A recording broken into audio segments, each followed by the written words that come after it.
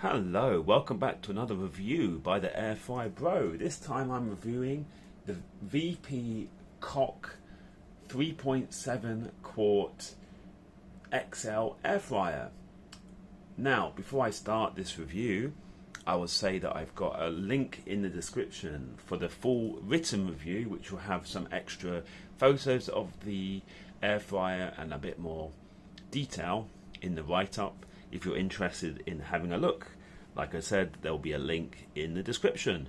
So the first thing to say about this air fryer is, yes, it's kind of a generic Chinese branded air fryer. I don't know who came up with the name, but maybe they should have realized some of the connotations of having a name like VPCOK. I suppose maybe they were trying to go for VPCOK maybe, and maybe they got it wrong. I don't know, but anyway, who cares about the name? This is a relatively cheap air fryer. You can usually find it on Amazon for somewhere around 50 to 70 US, but of course that will vary depending on whenever you actually look at this review. But yes, for the price, this is a very solid air fryer. The thing that you need to be aware of though is it's only 3.7 quarts. So it's not the largest air fryer, you know, it's on the kind of medium to smaller size of air fryer. So, but personally for me, I would rather, at this price point, I would rather go for something like this, because I found that most of the time when you go for a cheap air fryer that's large, they usually don't have the cooking performance because they're not able to put the required hardware in the air fryer for it to have the kind of, you know, very high powered air frying style that it needs to have, because of course air fryers have taken over from the deep fat fryer, or you know, they were invented for them to take over from the deep fat fryer, so they're supposed to have a fairly aggressive crisping nature, which I found some of the other cheap air fryers that don't have, but this one it does have. I tested the cooking performance alongside my Philips air fryer, which is obviously a lot more expensive, and I found that this worked really well. It was a very comparable experience in terms of the cooking performance. Also, I think for the price, this is a pretty well designed air fryer. I have reviewed some other cheap air fryers where they've had sticky jaws, where they look really plasticky and things like that. But this one, although it doesn't really look anything amazing, it is a solid effort for the price that you are paying.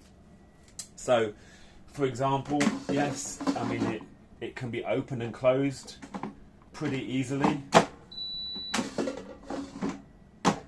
It still is not, well, yeah, you can see it's pretty much one-handed, right?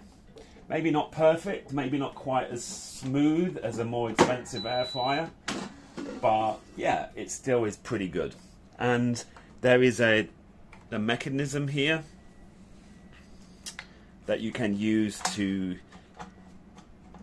detach the basket from the cooking compartment. Seems to work pretty well, and it's this kind of slider thing is quite, you know, it feels quite solid for the price that you are paying. Also, this air fryer is a relatively quiet air fryer. Usually when I review air fryers, I will see how noisy they are using a decibel meter, and this one was pretty quiet. So yeah, the things that I like, yes, it's a pretty solid air fryer with good cooking performance at a very good price. The value is there. Just be aware that the size of the air fryer isn't as big. Some of the other things I don't like so much, for some reason it's got quite a short power cable, so if you're planning to have it quite far away from your plug, you're going to need an extension lead. Also, it only has a 30-minute timer, which I find a bit annoying. I like to have a 1 hour timer on my air fryers. I suppose for most people that wouldn't be too bad. The only time when you might need more than 30 minutes as if you were cooking things like whole chickens, but for me, I just like to have that. I would say as well that the insulation on this air fryer is not as good as the more expensive ones. I have a Philips air fryer, and when I have that on full flow, when it's in full flow, it doesn't heat up on the outside that much, whereas this one does heat up quite a lot. It's not going to burn you, but it just kind of says to me that it's wasting more energy when it has less insulation. So yeah, I would say that if you're in the market for a cheap air fryer and you don't mind the size of only 3.7 quarts, this is a pretty decent option, especially because if you keep an eye on it on Amazon, it can be pretty cheap at times. The one thing I'd say is I've not really used this extensively. I've maybe used it a handful of times.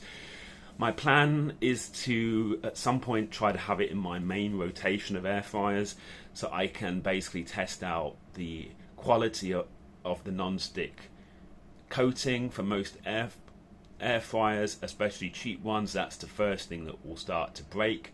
The air fryer coating very often will start to flake off. My first impression of this one, I kind of get a feeling that this one might be a flaky one, but that is obviously just my first impression. Maybe I'll be wrong, but I have a feeling with all these holes and everything, when you start to use it a lot and start to clean it a lot, I've got this sneaky feeling it might start to flake more easily than some others. But that's just a gut feeling at the moment. My idea is that I will, when I have this air fryer under regular usage, I'm going to use it for a few months, and then I will make another video and let you guys know an update on the situation. So thank you for watching this video. If you have any specific questions about this air fryer, you can leave a comment in the comment section below. Thank you for watching. Hopefully see you in the next one.